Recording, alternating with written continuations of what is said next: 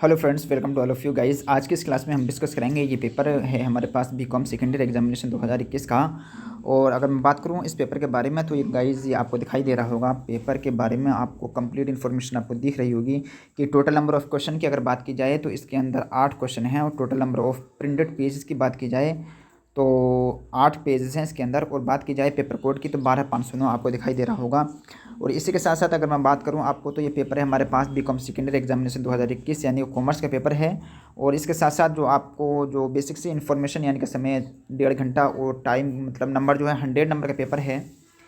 और दूसरी main information ये है कि ये जो पेपर है हमारा पूरे का पूरा पेपर 3 सेक्शन में डिवाइड है, section A, section B, section C. तो गाइज जल्दी से देर ना करते हुए वीडियो को स्टार्ट करते हैं फटाफट। तो जैसे कि आपको दिखाई दे रहा होगा गाइज़ कि ये जो पेपर है हमारे पास पूरा का पूरा पेपर 3 भागों में बटा हुआ है। तो हम देखते हैं सेक्शन ए से स्टार्ट करते हैं। हमारे पास जो सेक्शन ए में है वो क्या है गाइज़, केवल एक प्रश्न का उत्तर देना है हमें। और आपको मैं बताता चलूँ इसमें क्या दे रखा है गाइज़ कि attempt any one question, attempt any one question. और 30 नंबर का क्वेश्चन है सर, 30 नंबर का क्वेश्चन है ये।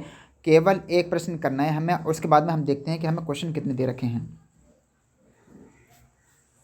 उसके बाद में हम देखेंगे हमें क्वेश्चन कितने दे रखे हैं गाइस। हमारे पास जो क्वेश्चन की संख्या है, टोटल क्वेश्चन दे रखे हैं हमारे पास 6। अब देखिए 6 क्वेश्चन दे रखे हैं, 6 क्वेश्चन में से एक क्वेश्चन करना है। कोई भी कर सकता है, कितना आसान सा पेपर है इस समय। तो इस बार जो पेपर आ रहे हैं सभी आसान पेपर आ रहे हैं, क्योंकि पेपर को करने के लिए जो क्वेश्चन की संख्या बहुत ज़्यादा दे रखी है कि बच्चा जो है जो भी क्वेश्चन बच्चों को बेहतर तरीके से आए वो कर ले और बाकी क्वेश्चन को छोड़ दें।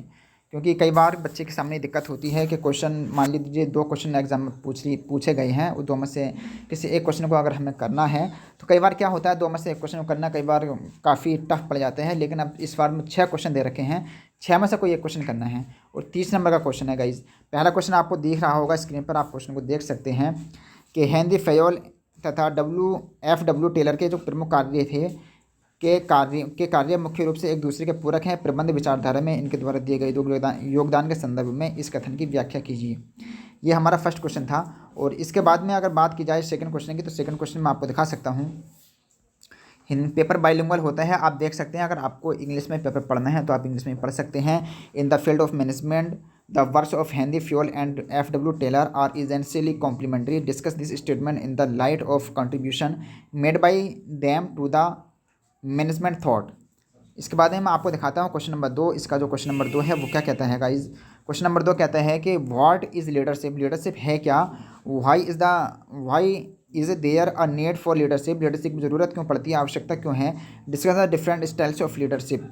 आपको जो मतलब विभिन्न विभिन्न शैलियाँ हैं उनकी विवेचना करनी है। नेतृत्व की जो विभिन्न शैली हैं उसके बारे में आपको बताना है। आपको क्वेश्चन बाइलिंगुअल दिखाई दे रहा होगा। आप क्वेश्चन को हिंदी में चाहे तो हिंदी में पढ़ सकते हैं और चाहे आप इंग्लिश में पढ़ सकते हैं। आप क्वेश्चन नंबर 3 पढ़ सकते हैं, क्वेश्चन नंबर 4 तक मैं आपको दिखा रहा हूँ। उसके बाद में गाइस मैं पेपर वीडियो लंबी ना हो इस वजह से आप खुद से पढ़ सकते हैं, स्क्रीनशॉट लेकर वीडियो को पॉज करके पढ़ सकते हो।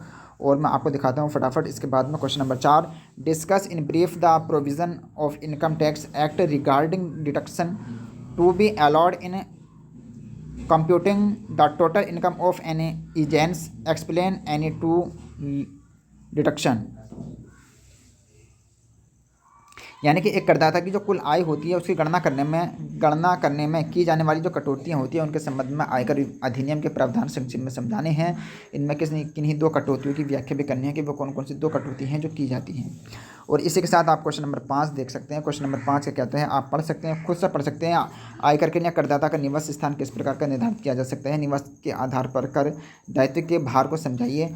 और इसके बाद में देखिए गाइस मैं आपको क्वेश्चन नंबर 6 भी दिखाता हूँ। क्वेश्चन नंबर 6 कहता है, या आपको क्वेश्चन नंबर 6 दे रखा है, आप इसको खुद से पढ़ सकते हो। काफ़ी लंबा क्वेश्चन है, कुछ नहीं है, केवल थ्योरी दे रखी है।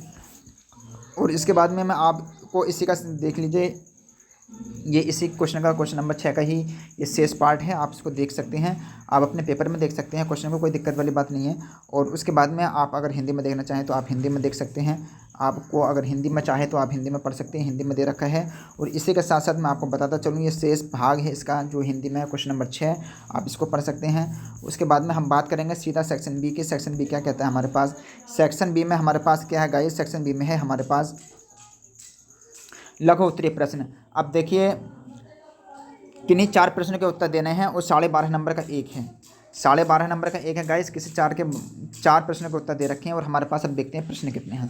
हमारे पास प्रश्न कितने हैं फटाफट सेक्शन बी में देखते हैं। देखिए क्वेश्चन नंबर एक, सेक्शन बी में क्वेश्चन नंबर एक देखते हैं। क्वेश्चन नंबर एक क्या कहता है? क्वेश्चन नंबर एक कहता है प्रबंधकीय भूमिकाओं पर एक संक्षिप्त लेख। पेपर काफ़ी आसान। श्रेष्ठ नियोजन प्रक्रिया में निहित आवश्यक तत्व कौन कौन से होते हैं उनको समझाइए, या फिर उद्देश्यों द्वारा प्रबंध की 3 विशेषताएं कौन कौन सी होती हैं आप उनको बताइए। अब देखिए पेपर बाइलिंगुअल है, आप चाहे इंग्लिश में ही पढ़ सकते हैं। उसके बाद में मैं आपको बताता चलूँ क्वेश्चन नंबर 4। देखिए क्वेश्चन नंबर 4 क्या कहता है? क्वेश्चन नंबर 4 कहता है कि अधिकारों के प्रयोजन तथा अधिकारों के विकेंद्रीकरण में अंतर स्पष्ट कीजिए। यानी कि आप देख सकते हैं explain the difference between delegation of authority and decentration of authority. और उसके बाद में आपको क्वेश्चन नंबर 5 दिखाई दे रहा होगा, मौसलो एवं हर्ज वर्ग की अभिप्रेरणा विचारधाराओं में अंतर बताना है।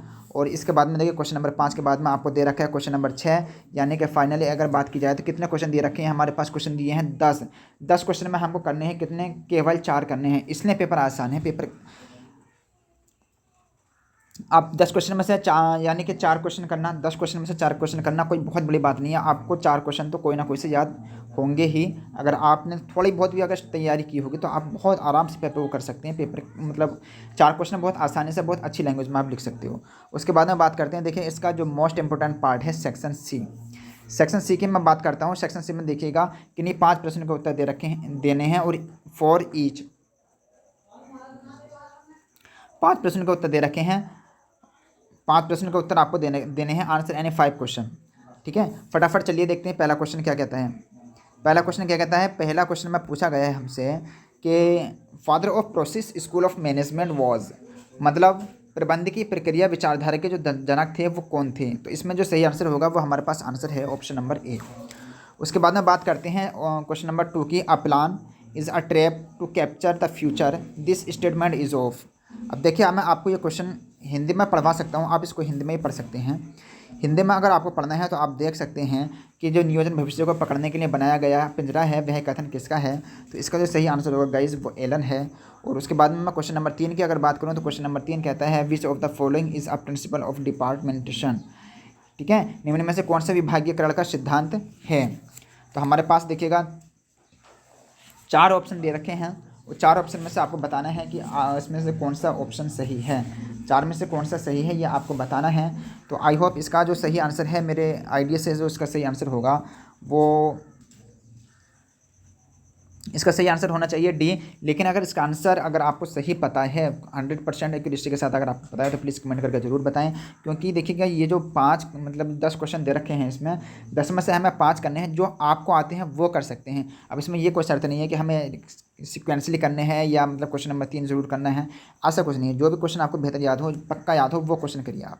ठीक है, उसके बाद में क्योंकि इस क्वेश्चन में मुझे भी डाउट है, उसके बाद में हम बात करेंगे क्वेश्चन नंबर 4 की तरफ बढ़ते हैं। देखिए फटाफट क्वेश्चन नंबर 4 क्या कहते हैं गाइस? क्वेश्चन नंबर 4 कहता है कि एक्स तथा वाई के अभिप्रेरण सिद्धांत का प्रतिपादन किसने किया था? ठीक है, तो इसका जो सही आंसर होगा, इसका सही आंसर होगा मैकग्रेगर। इसके जो हैं प्रेरणार्थ हैं, मतलब जो प्रोपाउंडेड हैं वो कौन है? मैकग्रेगर हैं। ठीक है, इसलिए इसका जो सही आंसर होगा गाइस वो क्या होगा? ऑप्शन नंबर डी होगा। और उसके बाद हम बात करते हैं हम फटाफट क्वेश्चन नंबर 5 की। क्वेश्चन नंबर 5 क्या कहता है? क्वेश्चन नंबर 5 कहता है कि this the main process of most business enterprises becoming unsuccessful is the inefficient leadership. This statement is of। ये स्टेटमेंट किसका है? अब हमारे पास देखिए फिर से 4 ऑप्शन दिए हैं, 4 में से कोई ना कोई से एक ऑप्शन सही है। फटाफट बताइए कमेंट करके इसका सही आंसर कौन सा होगा। लेकिन मैं आपको बताता चलूँ एक आइडिया बेस इसका जो सही आंसर होना चाहिए ऑप्शन नंबर सी सही होना चाहिए। ठीक है, लेकिन अगर आपको सही पता है तो कमेंट करके जरूर बताएं प्लीज़। क्योंकि कई बार क्या होता है, क्वेश्चन नंबर 6 देखते हैं। 6 में हमें दिया है पेन, और 7 में दिया है 10, और इसी प्रकार से हमारे पास देखिए 10 तक एक्स तक देखिए फटाफट ये क्वेश्चन दे रखे हैं। ये छोटे छोटे से क्वेश्चन हैं, आपको इनके बारे में थोड़ा थोड़ा से लिखना है। पेन क्या होता है? पेन के बारे में अगर मैं आपको बताता चलूँ तो पेन का मतलब होता है परमानेंट अकाउंट नंबर। और 10 की अगर बात की जाए तो 10 क्या होता है? आपको 10 के बारे में लिखना है। अगर पेन के बारे में आपको नहीं पता तो आप 10 की मतलब 10 के बारे में लिख सकते हैं, या फिर इसमें लिख सकते हैं क्वेश्चन नंबर 8 लिख सकते हैं age of senior citizen. Age of senior citizen जो होती है देखिए वो 60 ईयर होती है या 60 ईयर से ज़्यादा होती है। और कहाँ तक होती है? 60 से जो माना जाता है, इसका जो कहना चाहिए कि स्केल होते हैं 60 से 80 वर्षों तक माना जाता है। ठीक, उसके बाद में एनआरआई की अगर हम बात करें तो हम एनआरआई के बारे में बात कर सकते हैं। एनआरआई क्या होता है देखिएगा। और उसके बाद में अगर हम बात करें तो सीबीटी के बारे में बात कर सकते हैं। किसके बारे में? हम बात कर सकते हैं CBT के बारे में। तो CBT क्या होता है देखिएगा, CBT का मतलब होता है central board of direct text. मतलब क्या होता है, the central board of direct text जो होता है ये क्या करता है, करों की नीति और नियोजन के लिए एक आवश्यक इनपुट प्रदान करता है। तो गाइज ये था हमारे पास पूरे का पूरा पेपर जिसका हमने रिव्यू कर लिया है। आई होप पेपर काफ़ी आसान था, पेपर में कोई भी चीज़ टफ नहीं है। अगर हमारे पास ऑब्जेक्टिव क्वेश्चन को भी अगर हम देखें तो कई बार हमारे अगर क्वेश्चन याद नहीं है तब भी हम यानी कि 100 में से 100 नंबर का पेपर कर सकते थे। क्यों? क्योंकि 10 में से हमें केवल 5 क्वेश्चन ऑब्जेक्टिव करने हैं, तो 5 क्वेश्चन आराम से आप कर सकते हो। पैन की इन्फॉर्मेशन, पैन की फुल फॉर्म लिख सकते हो, 10 के बारे में लिख सकते हो, NRI के बारे में लिख सकते हो, CBT के बारे में लिख सकते हो, और इसके अलावा आपको 4-5 और ऑब्जेक्टिव भी दे रखे हैं, आप उनके बारे में लिख सकते हो। तो आई होप वीडियो आपको पसंद आई होगी। वीडियो कैसी लगी आपको कमेंट करके जरूर बताएं, और ऐसी वीडियो को पाने के लिए हमारे चैनल को आप सब्सक्राइब कर सकते हैं। साथ में बेल आइकन को प्रेस जरूर कर लेना, क्योंकि आने वाली वीडियो की नोटिफिकेशन तभी मिलती हैं जब आप बेल आइकन को प्रेस करके ऑल पर क्लिक कर दें। ठीक है, तो चलिए मिलते हैं नेक्स्ट वीडियो में। आज की वीडियो में